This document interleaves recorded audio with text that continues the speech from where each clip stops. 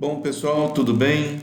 Vamos conversar aqui sobre a parte das leis de Kirchhoff, né? E fazer uma análise de como é que isso funciona.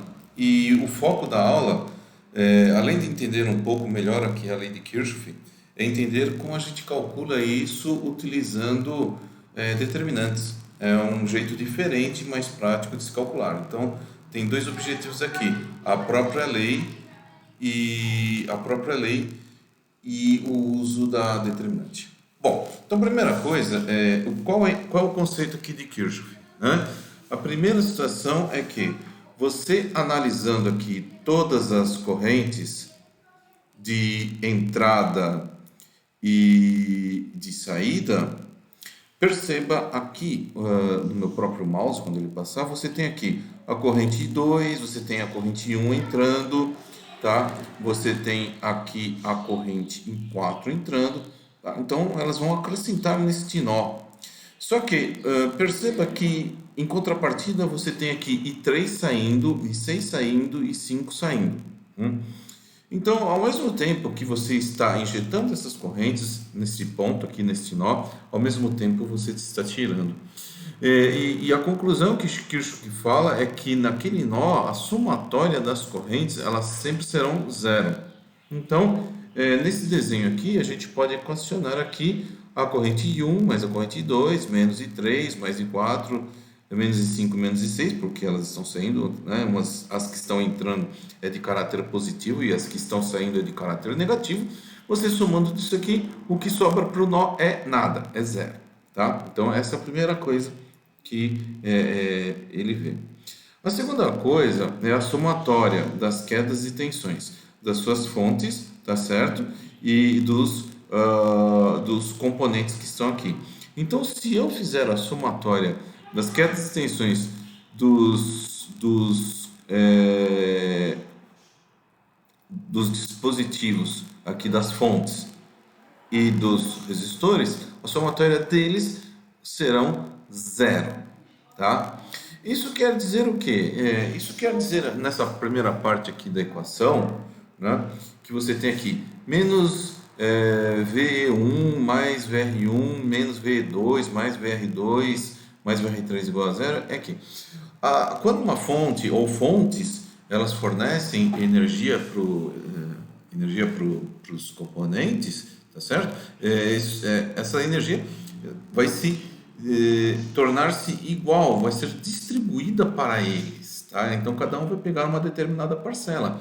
E eles que pegam cada um uma determinada parcela, a somatória das parcelas das quedas e tensões de R1, R2, R3, aqui no caso desta figura que você está vendo aqui, onde está passando o meu mouse, R1, R2, R3, você somar os valores deles aqui, vai ser a mesma coisa que eu somar a queda de tensão dessas fontes.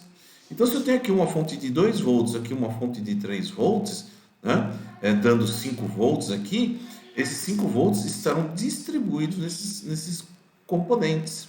Ou vamos dizer assim, tá? Eu tenho uma fonte aqui, sei lá, uma fonte de 5 volts, uma fonte de 5 volts aqui, 5 dá 10 volts, por exemplo, né? Se esses resistores R1, R2, R3 eles forem iguais, cada resistor vai ter 3,3, 3,3, 3,3.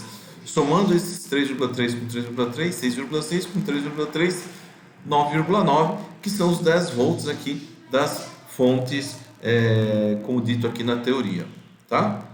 Bom, então é isso. Então essa equação ela vai ser resumida da seguinte maneira, tá? Que VR1 mais VR2 mais VR3 é igual a VE1 mais VE2, né? Então o valor que eu tenho aqui dessas fontes é a mesma coisa que a somatória que tem em cima dos resistores.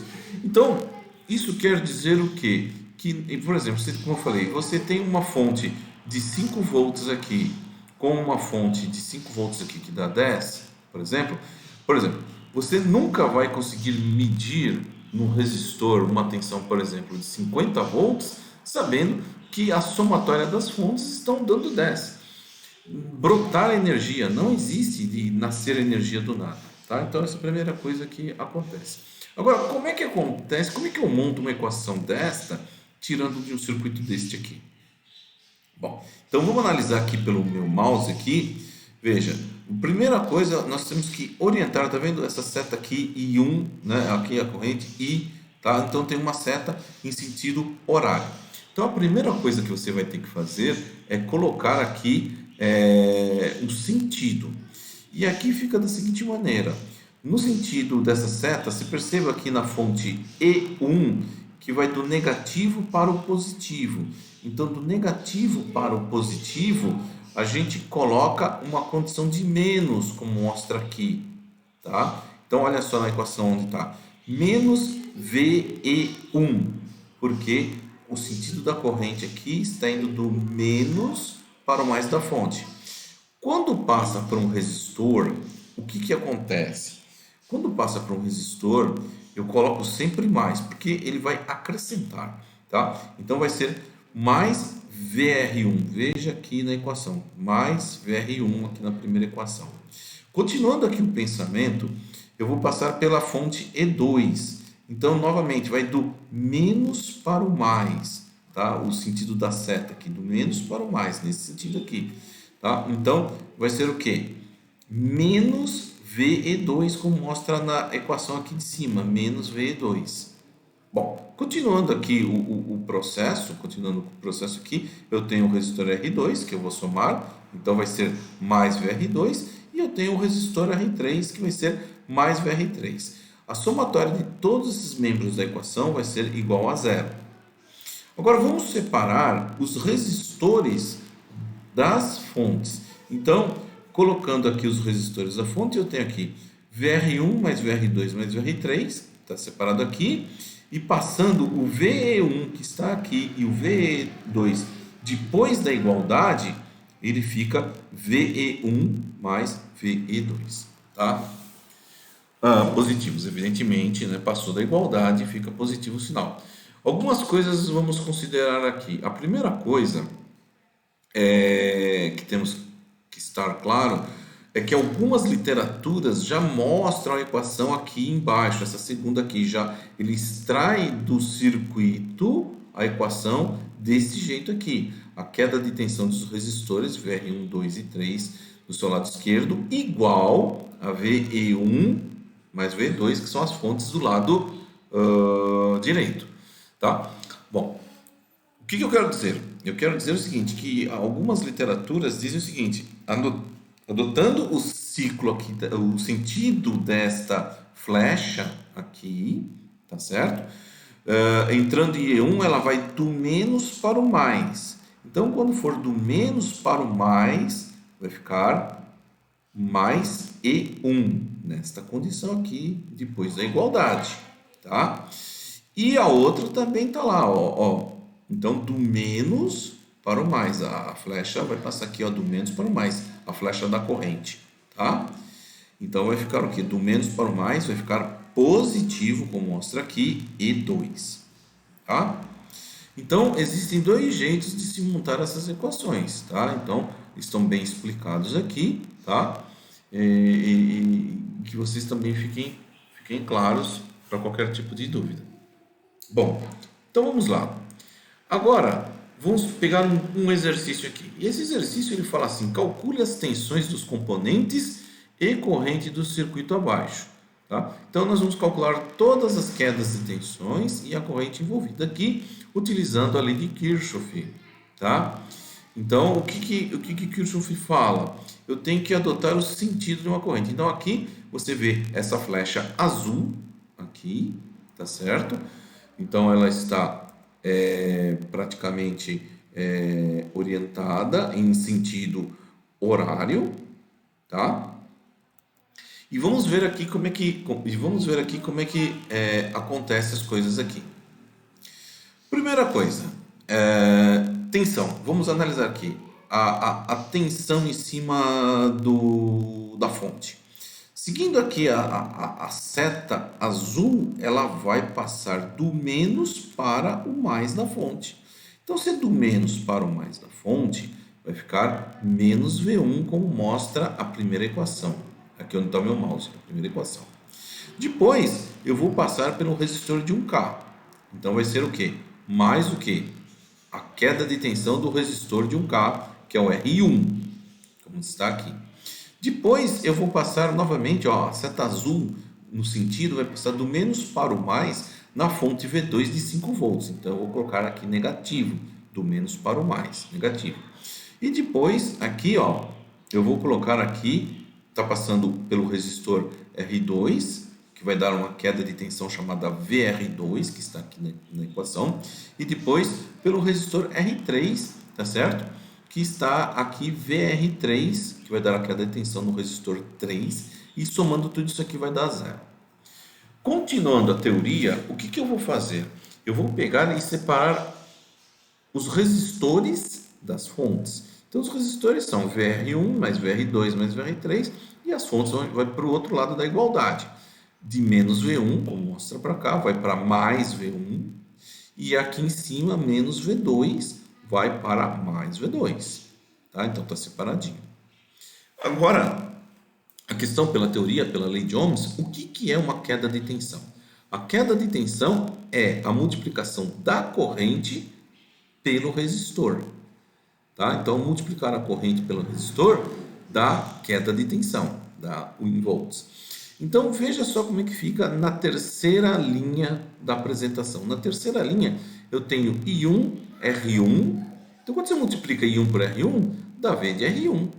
Se você multiplica I1 por R2, dá V de R2. Se você multiplica I1 por R3, vai dar V de R3. É a mesma coisa, que é igual a V1 mais V2. Então, perceba, é a mesma coisa. Então, eu fiz isso para quê? Para pegar esses resistores R1, R2, R3, passar dividindo quem? O valor das tensões das fontes, V1 mais V2, que você vê na quarta linha aqui da minha apresentação. Então, quando eu passo dividindo, eu tenho o quê? Eu tenho o valor da corrente I1. Pronto, o exercício terminou. Agora é só colocar os valores, né? O valor da fonte V1 que você vê aqui das volts, o valor da V2 é 5 volts, que eu vou somar, e os resistores envolvidos aqui no circuito são 1000 ohms, 500 ohms e 300 ohms. Somando tudo isso aqui e pegando o valor da tensão da fonte pelo valor dos resistores, dá 8,33 miliamperes, tá? Então, percebeu-se que a gente calcula facilmente a corrente aí I1 pela lei de Kirchhoff. Continuando, o exercício ele pede a queda de tensão em todos os componentes. Então, uma coisa que a gente vai usar pela teoria é o seguinte, que a corrente que passa em um circuito série, a corrente é igual para todos os componentes que estão ali. Isso ajuda muito. Por quê? Se você for ver agora na hora de fazer o cálculo, por exemplo, a corrente I1 passa pelo resistor R1, passa pelo resistor R2, passa pelo resistor R3. Então, em cima disso, eu vou usar a equação. A queda de tensão do resistor R1 é a corrente I1, que a gente já calculou, que passa pelo resistor R1, que é 8,33 vezes 10 a terceira, vezes 1000, que é o resistor de 1K, tá? Que esse resistor de 1K é 1000, tá? Que vai dar 8,33 volts. Mesmo raciocínio, eu vou fazer o que para o resistor R2, que você vê aqui na segunda linha, que é 8,33 vezes 10 a terceira, menos 3, desculpa, vezes 500, que vai dar 4,16. E por final, na terceira linha, eu vou fazer a multiplicação da corrente I1 por R3, que é 8,33 mili vezes 300 ohms, que dá 2,5. Então, acabei de descobrir aqui todas as quedas de tensões. Continuando o pensamento, veja só, vamos verificar a lei de Kirchhoff. O que ele fala? Ele fala que a somatória disso aqui tudo vai dar zero. Então, para dar zero, a queda de tensão desses resistores, tá certo? Tem que ser o mesmo valor das fontes, tem que ser igual para dar zero, tá? Então, vê se isso é verdade. Então, eu tenho aqui, ó, V de R1 nessa linha aqui, ó, depois de verificar a lei de Kirchhoff, vai ser V de R1 mais V de R2 mais V de R3, que é igual a V1 mais V2. Isso aqui a gente deduziu no início do exercício. Então, vamos colocar os valores. Olha lá, 8,33 volts que a gente calculou, 4,16 que a gente calculou e 2,15. Somando tudo isso aqui dá 14,99. E quanto eu tenho de fonte? Eu tenho uma fonte de 10 e uma fonte de 5. 10 com 5 dá 15. Portanto, o que acontece? Zerou. Tá? Então, é isso que tem que estar bem claro. Então, quando vocês estiverem fazendo algum exercício, estiverem analisando um circuito, não existe como, por exemplo, você ter uma fonte de 10 volts, ter uma fonte de 5 volts, e você fazer um cálculo, por exemplo, e falar assim, olha, em cima do resistor de 1K está dando 50 volts. Você fala, como? Como 50 volts se as fontes são de 10 e de 5? Tá? Então, tem que ter muita coerência nisso e a lei de Kirchhoff comprova tudo isso. Tá? Bom, vamos aqui no exercício número 2, tá? Que agora nós temos um circuitinho um pouco maior, mas os conceitos são os mesmos, só que você vai fazer o quê? Você vai fazer duas vezes. Nós vamos ter uma malha aqui, onde está passando o meu mouse, e uma outra malha aqui. Nós vamos fazer duas vezes a mesma coisa. Então, veja. Então, vamos adotar aqui o sentido aqui da corrente para padronizar. Então, você tem aqui em sentido horário, o I1, e você tem aqui o sentido horário, quem? Você tem em sentido horário o I2, tá? Então, eles estão aqui padronizados no mesmo sentido. Agora, perceba aqui entre V2 e R3, bem aqui no meio, V2 e R3 não está passando o meu mouse, tá? Vai ter como é que se fala? Uma divergência aqui, porque no sentido horário aqui de I1, perceba a flecha I1. Quando ela passa de V2, da tensão V2 para o R3, está descendo. Perfeito. Agora, veja I2. Fazendo o mesmo movimento aqui pelo mouse, o I2, ele sobe. Então, ele sobe de R3 para V2. Então, enquanto I1 está descendo de V2 para R3, I2 está subindo de R3 para V2. Conclusão, quem é I3? I3 será a diferença de I1 com I2. Tá? Em cima toda dessa teoria, agora nós vamos equacionar o negócio. Então, equacionando aqui, deixando a figura aqui ao lado, perceba. Então, você tem aqui I1.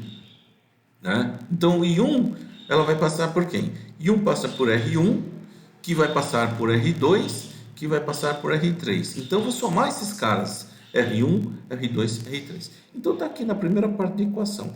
Então, I1 vai passar por R1 mais R2 mais R3. Deixa quieto aí. Só que, lembre que R3 também passa a corrente de R2 ao contrário, que foi explicado. Passa ao contrário. Se passa ao contrário, eu vou pôr o valor de R3 aqui, só que um sinal negativo em relação a I2, porque I2 passa ao contrário. E as quedas e tensões aqui nessa primeira malha de I1? I1, ela vai passar por quem? Ela passa por V1, tá? Então, do negativo para o positivo, vai ficar mais V1. Opa, aqui é mais V1 por quê? Porque eu estou depois da igualdade. Eu estou analisando depois da igualdade. Não esqueça desse detalhe. Tá? Aí depois o I1 passa por V2, que vai do mais para o menos. Do mais para o menos vai ficar o quê? Negativo, menos V2. Tá? Depois eu vou passar por V3. Ó. Quando ela passa por V3, V3 aqui, ó, então meu mouse, vai do mais para o menos. Então vai ser negativo, menos V3. E por final o V4. Só que o V4 vai do menos para o mais. Do menos para o mais é positivo. Fiz a primeira parte, tá? Vamos a fazer tudo de novo agora observando I2. Através de I2, o que eu tenho? Eu tenho o I2, ele vai passar pelo resistor R4, vai passar pelo resistor R5, vai passar pelo resistor R6 e vai passar pelo resistor R3. Então, eu vou somar R4 com R5, com R6, com R3 que está aqui do lado, na segunda linha da equação aqui, ó. Então, I2 vai somar R4, R5, R6 mais R3. Só que não esqueça que R3 sofre o sentido contrário aqui no caso de I1. Então, se está ao contrário de I1, eu tenho que fazer uma subtração de I1, ó, tá aqui, menos I1, tá? Orientado a R3. Bom, isso é importante. Continuando aqui, gente, e as tensões? As tensões vai ficar da seguinte maneira, tá? I2 passa por V5, por V6 e por V2. Tá aqui, ó, V5, né, pelo esquema. V5, V6 e V2. Então, ao passar por V5 e 2, nesse sentido aqui, ó, que está do horário, ele vai do positivo para o negativo. Então, é menos V5, como mostra aqui na equação. O V6 é do negativo para o positivo. Então, vai dar positivo aqui no V6. Tá? E aqui no caso, o V3 vai ser do negativo para o positivo. Do negativo para o positivo vai ser mais V2 aqui do V2. Tá? Lembrando que essa sinalização, esses sinais, acontecem por um motivo que eu estou depois da igualdade. Tá? Finalizando o que a gente falou bastante há alguns minutos atrás, tá? Que I3 é a diferença entre I1 e I2, porque enquanto I1 desce, né, nesse sentido, o I2 sobe. É só você analisar o giro das flechinhas aqui, tá? I1 desce e o I2 sobe em cima da malha R3V2, tá? Então, I3 vai ser a subtração, tá, de I1 menos I2. Bom, vamos lá. Vamos agora colocar números aqui, tá? Então, ao colocar números, I1 passa pelo resistor R1, que é de 180, o R2, que é de 20 ohms, e o R3, que é de 100 ohms, tá? Então, eles estão colocados aqui na primeira linha. I2, né? Menos I2 é o resistor de R3 de 100 ohms que está aqui. E as fontes? Vamos lá, igual a fonte de 1,5, que é V1, a de 3 volts, que é a V2, a de menos 9 volts, que é a V3, e a de 4,5, né? Que é a V4, tá? Perfeito. Então, fazendo as continhas aqui, vai ser o quê? 180 mais 20 mais 100 dá 300, tá? Perfeito? E 2 continua do mesmo jeito. E as fontes é 1,5 menos 3 menos 9 mais 4,5, que dá menos 6. Feito. Vamos fazer a mesma coisa agora para I2. I2 está passando em cima de quem? Do resistor de R4, que é 330, mais R5, que é de 100, mais o R6, que é de 470, e mais este aqui, o R3, que é de 100. Tá? Perfeito? O I1 de R3 está aqui, que é ao contrário, tá certo? Menos I1 100. E as fontes que está passando é uma fonte aqui de 3 volts, que é a V2, a de 6 volts, que é a V5, e a de 12 volts, que é a V6. Perfeito. Vamos fazer as contas, tá? Então, 330 com 100, 470 e com 100 dá 1.000 e 2. Perfeito. O I1 mantém, tá certo? E o 9 vai ser de quem? 3 menos 6 mais 12. Vai dar 9. Então, eu tenho a primeira equação e a segunda equação. Essa primeira equação e a segunda equação serão colocadas aqui. Olha elas aqui. A primeira equação, tá certo? E a segunda equação, tá? Então, eu tenho I1 300 menos I2 100, tá aqui, menos 6. E depois eu tenho menos I1, tem que estar I1 em cima de I1, tá certo? E I2 em cima de 2, né? I2, 1.000, que é igual a menos 9. Tá tudo certinho. Agora, vem a técnica. Por quê? A gente pode calcular essas coisas por processo de adição, por processo de comparação e processo de substituição, né? Mas o processo aqui que a gente vai calcular é por determinantes.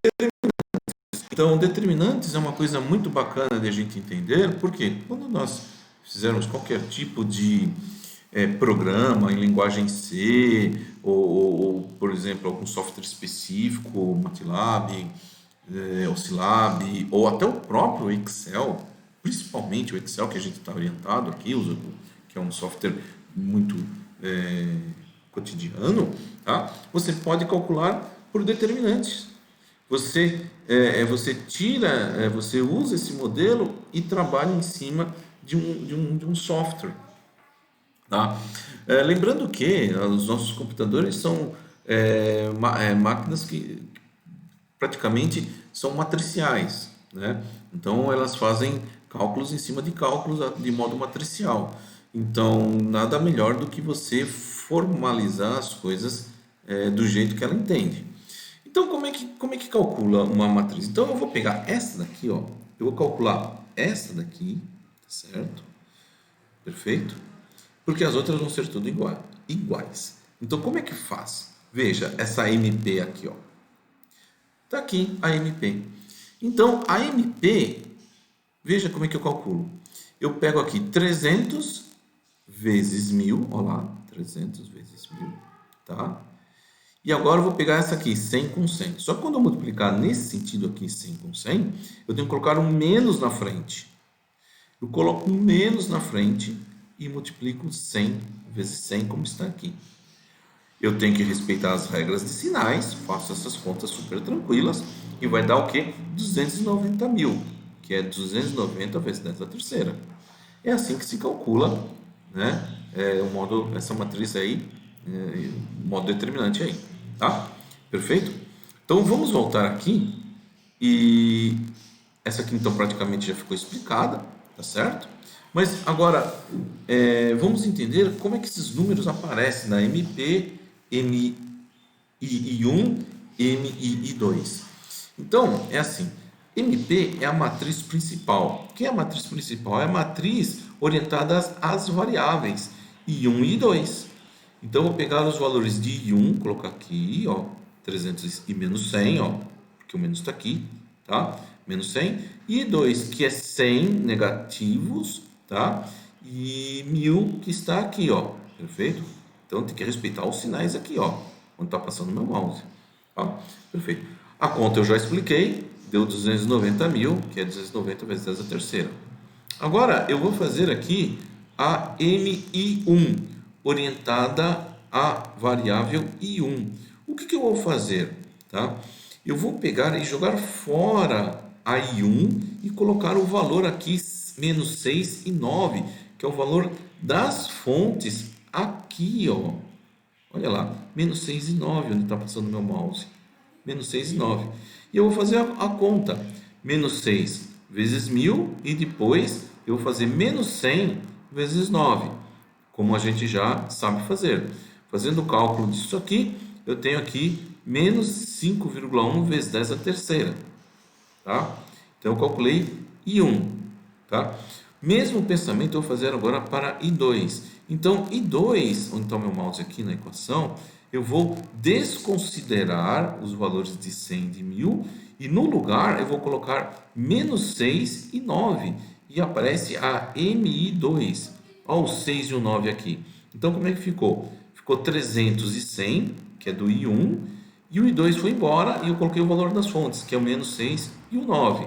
Eu vou multiplicar aqui em x aqui, tá? Então fica 300 vezes 9 menos 6 menos 100, que a gente já sabe fazer a conta, que vai dar o quê? 2,1 vezes 10 a terceira. Bom, isso aí não é valor de corrente nenhum, são números, Agora sim, eu vou fazer os cálculos da corrente. Quem é a corrente I1 do circuito? É a matriz I1, né? Aqui, que é a matriz I1, que é menos 5,1 vezes 10 a menos 3, dividido pela matriz principal, que é 290 vezes 10 a terceira. Fazendo essa conta de divisão, vai dar o quê? Menos 17,58 miliamperes. Pronto, já saiu I1, tá? E no caso do I2? No caso do I2, eu tenho aqui, ó, a matriz I2 que nós calculamos, tá? Que é 2,1 vezes 10 a terceira, tá? Dividido por 290 vezes 10 a terceira, tá? Que a gente já calculou isso aqui. Então, fazendo essa divisão aqui, a gente descobre I2, que é 7,24 miliamperes. Então, eu tenho I1 e I2, tá? E para finalizar o exercício, né? Lembra que I3, nós falamos bastante que I3 é a diferença de I1 por I2. Então, I1 é 17,58 miliamperes e I2 é 7,24 miliamperes, tá certo? Então, fazendo essa conta aqui, dá 24,84 miliamperes. Bom, então, Então aqui está um modo diferente do tradicional de você calcular esse sistema linear através de determinantes, tá? Ele é extremamente facilitador, tá? E a grande maioria dos softwares de programação usa muito determinante, muito, tá? E isso, uma vez bem compreendido, você consegue implementar em qualquer tipo de programação para você fazer o que? Ferramentas, por exemplo. Esse circuito aqui, você transformar esse circuito num pequeno programa e aí depois você pode brincar com os valores, né? Em vez de você ficar calculando toda hora, todo instante, uma vez que você faz o programinha, né? Você chega e coloca lá, por exemplo, eu vou trocar o resistor de 180, eu vou colocar 110, eu vou colocar 90, e com isso o programa rapidamente já te dá os valores instantâneos, né? Te ajudando muito no desenvolvimento dos seus projetos, tá? Então fica aí a dica, tá? Foi dado uma visão aí da lei de Kirchhoff, tá? E por cima uma visão aí de como se calcula isso por determinante, tá? Então um grande abraço a todos e a gente se vê aí na próxima aula.